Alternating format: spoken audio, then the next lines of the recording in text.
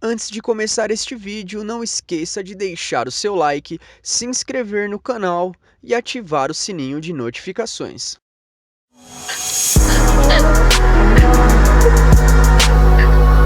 Olá pessoal, seja muito bem-vindo ao canal Quimicamente Falando, eu sou o professor Jonatas e hoje daremos sequência aí à resolução do caderno do aluno, certo?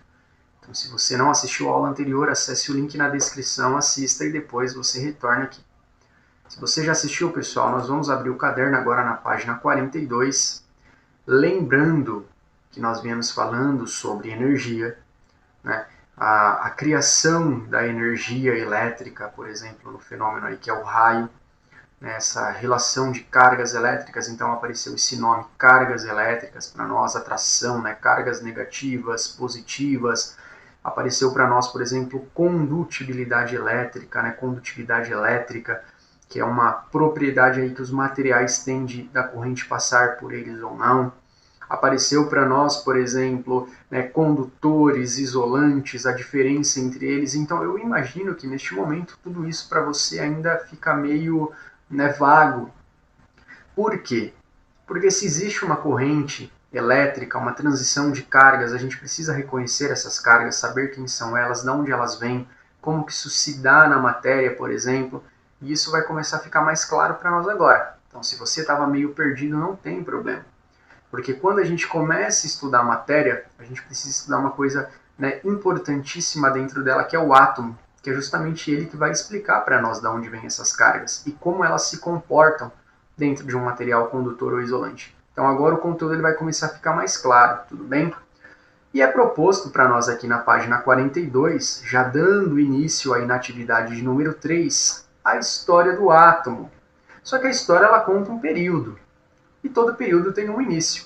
Por isso que neste momento nós vamos pausar a nossa aula, certo? Pausar aqui o caderno do aluno. Eu vou abrir um PPT para vocês, onde eu vou falar a origem do átomo. Então, se nós vamos estudar a história do átomo, antes tem uma origem. De onde será que ele veio? Então, quando a gente começa a falar sobre átomo, né, a gente tem que entender que átomo, esse termo átomo, ele ocorre lá na Antiga Grécia, ele acontece lá na Antiga Grécia, onde é visto aí como um pedaço muito pequeno, que ele constituiria a matéria e seria indivisível.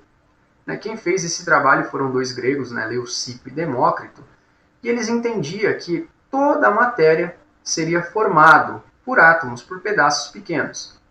Que nesse caso a gente não pode esquecer que matéria é tudo aquilo que tem massa e ocupa espaço. Quais são as formas mais fáceis da gente diferenciar uma matéria e da energia no nosso cotidiano? É observar tudo aquilo que é sólido, líquido ou gasoso, porque a matéria se apresenta nesses três estados físicos, de forma mais simples para nós, a gente acha aí sólidos, líquidos e gasosos como matéria para nós no cotidiano. Então todos esses compostos eram formados por pedaços menores. Só que, pessoal, como que eles tiveram essa visão? Eles foram ao alto de um monte aqui, observa essa figura, e quando eles chegaram no alto de um monte, eles observaram a areia da praia. Então observa essa figura aqui, certo? Da areia. No alto de um monte, eles viam essa praia de muito longe. E observando este desenho aqui, certo, que nós temos, da areia, esse formato aqui da areia, por exemplo, ela se apresenta para nós como uma única unidade. Não dá para ver divisões aqui na areia, Aparentemente é uma única coisa só, como por exemplo essa pedra aqui que faz todo esse desenho aqui, ó, ela não é dividida, ela não é separada. É um desenho só, tá vendo? Não tem divisões. Então eles observaram que esse formato da areia era único, era uma única unidade. E que observando também a superfície aqui, esse desenho que faz aqui da superfície da praia, ele era plano, Não tinha ondulações, embora a gente observe no contorno as ondulações, mas na superfície aqui em cima da areia não tinha ondulações. Foi isso que eles perceberam visto de longe a praia. Então o que eles fizeram? Resolveram descer lá, foram até a praia, e quando eles chegaram na areia, eles observaram que a primeira coisa, a areia não é uma única unidade, ela é formada por vários grãos, tá vendo? São pequenos pedaços aqui que vão constituindo essa porção de matéria maior, tá vendo? Olha os grãos na mão da pessoa, então são vários grãos, que compõem a areia. E segundo, tá vendo? Ó, dá para ver aqui no desenho que forma, ó, que ela é ondulada, né? A areia, ela não é uma superfície plana, ela é ondulada. E foi aí que eles perceberam que todas as matérias se comportam da mesma forma. Você pode até pensar, por exemplo, sei lá, na mesa da sua casa, de vidro, né? Sei lá, a mesa da sua casa, ela é de vidro. Você fala, mas professor, é uma unidade só, mas você pode quebrar ela. Não vou pedir para você fazer isso, tá? Pelo amor de Deus, mas você pode quebrar e ela vai se separar em pedaços menores. Eu posso pegar uma barra de ferro que é muito resistente e cortar ela em pedaços menores. E outra coisa, você vai falar, professor, beleza, tá aí tudo bem, mas o vidro, ele é plano, ele não é ondulado. A mesa da minha casa é reta, então assim, tá errada essa teoria. É que você está enxergando, cara, essa mesa lá do alto do monte. Se você pegasse um microscópio, você estaria descendo até a areia para observar esse vidro de perto. E você ia perceber que não é plano, nenhuma matéria é plana. Tudo bem? Então foi aí, pessoal, que surgiu, né, a origem do termo grego átomo. Né? Na verdade, átomo, né, é uma palavra grega que significa indivisível. Por que indivisível? Você está vendo esse grão aqui pequenininho? Então este pedacinho aqui, o menor pedaço possível ali, chegaria um momento que você não conseguiria dividir mais ele. Né? Se ele fosse indivisível, né, ele seria o átomo então dessa areia. E toda a matéria eu iria cortando, dividindo ela até chegar a pedaços pequenos que eu não conseguiria dividir mais. Beleza, pessoal? Então é aí que surge para nós, né, o termo átomo, e a partir disso há vários cientistas que se interessam pelo assunto e começam a estudar o átomo, porque essa ideia ela ainda era meio simples, tá? E quando nós falamos aí das ciências, né, dos termos científicos, embora muita teoria ela surge do pensamento, né, a gente sabe que a filosofia foi muito importante para fazer as pessoas começarem a pensar sobre as coisas, mas precisava ser provado isso, né, cientificamente. Então, não era só eu imaginar algo, isso precisava ir para o laboratório e passar por procedimentos experimentais. Então, agora nós vamos voltar lá para o caderno do aluno e neste momento eu vou pedir para que você faça a análise deste vídeo. Tudo se transforma, história da química, história dos modelos atômicos. Nós vamos estudar desde os gregos, né, até Dalton, Thomson, Rutherford e Bohr. Inclusive eles já falam de Schrödinger, lembrando que Schrödinger é um modelo que a gente não estuda no ensino médio, tá? É um modelo que fica mais para o ensino superior, né? A gente vai até Rutherford e Bohr, mas eu peço para que vocês assistam, pessoal. Porque o bacana deste vídeo, eu assisti este vídeo, tá? Ele tem aqui, deixa eu olhar, ele tem 13 minutos e 30 segundos, mas o bacana são os recursos visuais que vai te ajudar, porque qual que é o problema da química? O problema da química é eu tentar imaginar uma coisa que eu não posso ver, né? Não dá para enxergar um átomo. Então este vídeo ele é muito bacana, ele é muito dinâmico, é um vídeo bem interessante. Eu peço para que vocês assistam esse vídeo e depois vocês retornem aqui para a gente dar seguimento à nossa aula, tudo bem?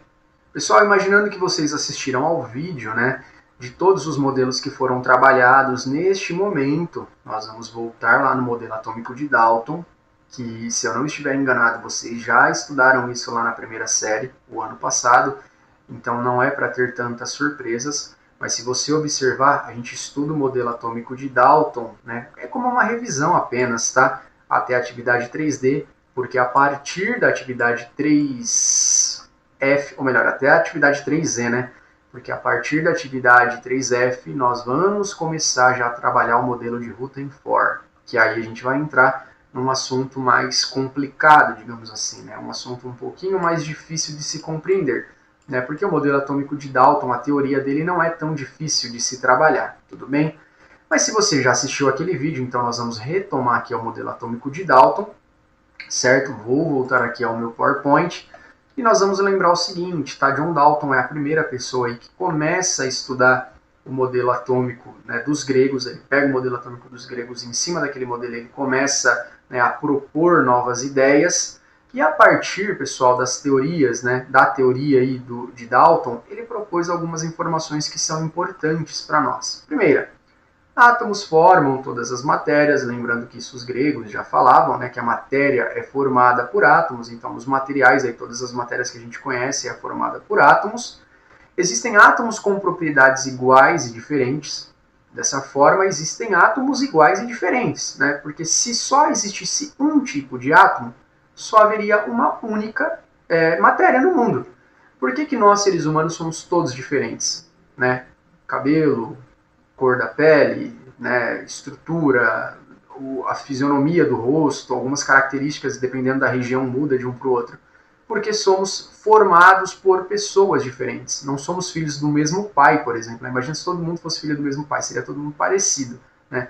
Então, se todas as matérias são diferentes, é diferente um ferro da água, é diferente a água, por exemplo, do gás oxigênio, que é diferente, por exemplo, do gás carbônico, né? Enquanto a gente tem o gás oxigênio, que é importantíssimo para nós, o gás carbônico ele pode fazer mal e assim por diante. Então, se as matérias são diferentes, né, é porque algo, né, que as compõe ali é diferente. E quem compõe a matéria? São os átomos, tá? Então, átomos podem ser diferentes. Há vários tipos de átomos. E vocês já estudaram isso quando vocês estudaram tabela periódica. A gente viu que há vários elementos químicos diferentes, né, que formam vários agrupamentos de átomos diferentes. Substâncias podem ser formadas por diversas organizações de átomos. Por exemplo, pessoal, na água nós temos hidrogênio, mas há outras substâncias como o açúcar que tem hidrogênio. Então há várias substâncias diferentes, né, que são formadas por átomos sendo organizados de maneiras diferentes. A gente tem o oxigênio na água, mas também temos o oxigênio no gás carbônico. Por quê? Porque esses átomos vão se organizando de formas diferentes nas matérias. E isso você já estudou lá também na primeira série, quando você estudava, por exemplo, os símbolos, né, dos elementos químicos, né, fazia a leitura das substâncias nas fórmulas químicas, né, de H2O, por exemplo, NaCl e assim por diante, tá? E nas reações aí os átomos se recombinam. Você também já fez uma análise lá na primeira série do ensino médio, onde a gente observava reações químicas. Então a gente sempre percebe isso, principalmente, cara, em balanceamento químico. Você percebe que sempre os elementos que estão no reagente, eles aparecem novamente no produto. Inclusive até em quantidades iguais, só que reorganizados. Se eu tinha, por exemplo, uma substância do reagente que tinha o hidrogênio, esse hidrogênio vai aparecer em outra substância no produto, mas ele aparece novamente, tá? Então isso aqui, pessoal, para uma revisão é bem bacana, tá? Mas não é para ser novidade. Para você que está, cara, na segunda série, isso não é para ser novidade, tá? E ele colocava aqui, ó, átomos são esferas maciças, né? Indestrutíveis e indivisíveis. Por que eu coloquei isso de vermelho, pessoal? Porque a gente sabe que, na verdade, o átomo ele pode ser dividido sim. Né? Hoje nós temos aí as reações nucleares, que nada mais é do que o rompimento do núcleo de um átomo, então ele pode ser dividido sim, tá? E eu coloco essa figura aqui, eu vou até marcar ela aqui, porque o que marcou o modelo atômico de Dalton, né? Ele falava que átomos eram como esferas de bilhar. E é muito importante, pessoal, que você que assistiu o vídeo que eu sugeri anteriormente aí a minha fala, observa bastante, né, o que caracterizou cada um dos modelos, né? Modelo de bola de bilhar, pudim de passas, né, a eletrosfera, no caso, né, os níveis de energia. Então, cada modelo atômico ele tem aí a sua informação característica, né, o que deixou aquele modelo ali com a sua identidade, digamos assim. E aí, pessoal, o que eu vou pedir para que você faça neste momento agora? Né? Se você achar necessário também, você pode assistir este vídeo Teoria Atômica de Dalton, tá? É um vídeo do Brasil Escola, certo? É este vídeo aqui, ele tem 8 minutos e 58 segundos, né? O professor ele vai falar um pouquinho mais, né, sobre o modelo atômico de Dalton. Eu acho bacana que vocês assistam esse vídeo também. Se tiver alguma dúvida, vocês podem me procurar, tá? Mas eu vou sugerir que vocês assistam também, porque vai agregar mais conhecimento ainda sobre o modelo atômico de Dalton. Ele não vai ser tão resumido como eu fui, tudo bem? Então, pessoal, retomando a nossa aula, certo? Você assistindo ao vídeo, anote aquilo que você achar que é importante em relação ao modelo atômico de Dalton, e como eu já tinha dito, tá? O professor ele foi bem mais detalhista do que eu, então ele agregou mais aí, se você quiser anotar, fazer algumas anotações a respeito da aula do professor, isso vai te ajudar bastante, tá? Mas agora voltando, né, para o nosso caderno aqui do aluno, né, desenvolvendo a atividade 3C, que é um exercício. Esse exercício eu vou analisar junto com vocês, vou deixar para que vocês finalizem esse exercício aí no caderno do aluno, e na nossa atividade do Google Class serão exercícios assim, seguindo este mesmo molde, tá?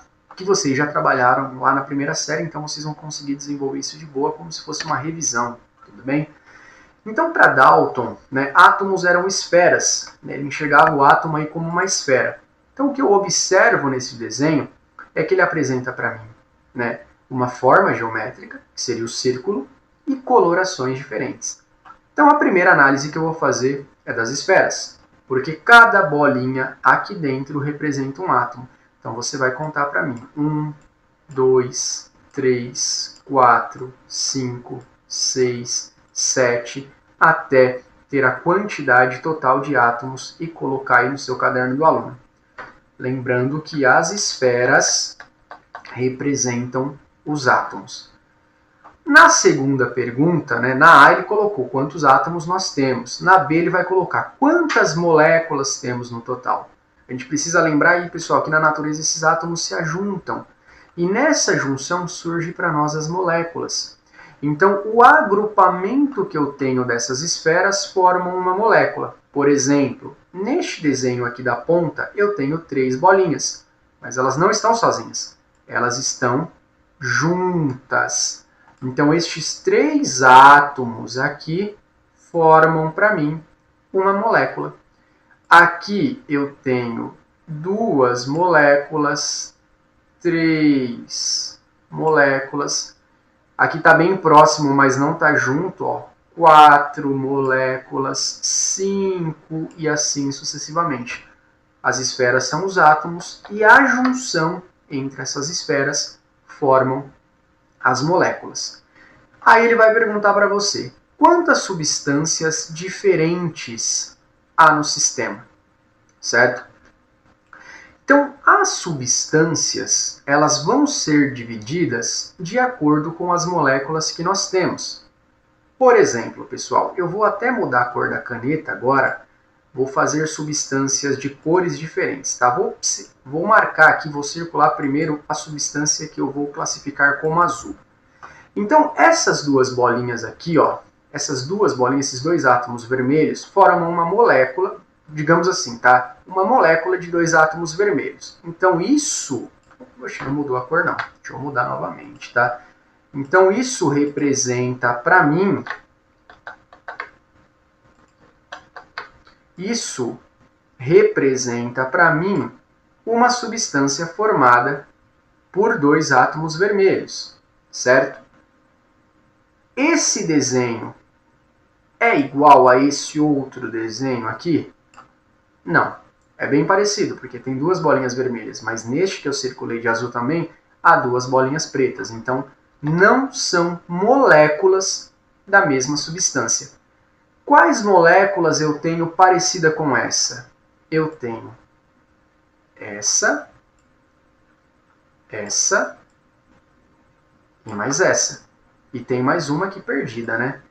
Então eu posso te dizer que essas 5 moléculas que eu desenhei, por serem moléculas iguais, exatamente iguais, todas compõem a mesma substância.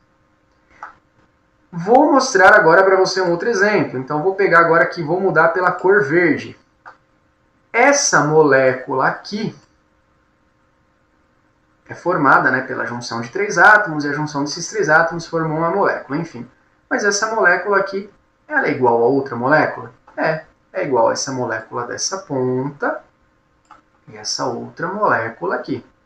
Observa que todas são formadas por um átomo branco no centro e 2 átomos pretos na ponta. Então eu tenho mais uma substância. Posso chamar da substância preta e branca. Vamos usar assim, um termo, né, só para a gente entender. Então eu já, só nessa observação que eu fiz, eu já observei que eu tenho 2 substâncias diferentes. Vou selecionar aqui a cor amarela e vou marcar mais uma substância, tá? Que é essa substância aqui, ó. É a substância que eu tenho mais átomos, né? De todas as moléculas que eu tenho aqui, a que tem mais átomos é essa molécula aqui. Tem mais outra molécula igual a essa no sistema? Não.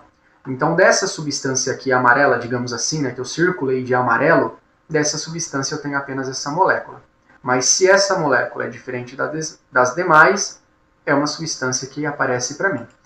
Se eu for pensar em mais uma substância, vou pegar a cor preta aqui, por exemplo, se eu fosse pensar nessa molécula aqui, ó,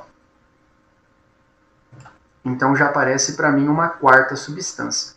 Então eu tenho essa substância que eu circulei de azul, essa outra de verde, essa de amarelo, mais essa de preto. Lembrando que essa substância de preto ela tem mais uma molécula, 2 moléculas, 3 moléculas, 4 moléculas, mas tanto faz, porque todas essas moléculas que eu circulei de preto fazem parte da mesma substância. Então é assim que a gente diferencia na visão de Dalton. Bolinhas, pessoal, são os átomos. O agrupamento desses átomos são as moléculas. E esses agrupamentos, quando são todos iguais, significa que é tudo uma mesma substância. Agora, se eles são todos diferentes, significa que eu tenho mais de uma substância. E aí eu tenho que enxergar, né, esses agrupamentos dentro do meu sistema.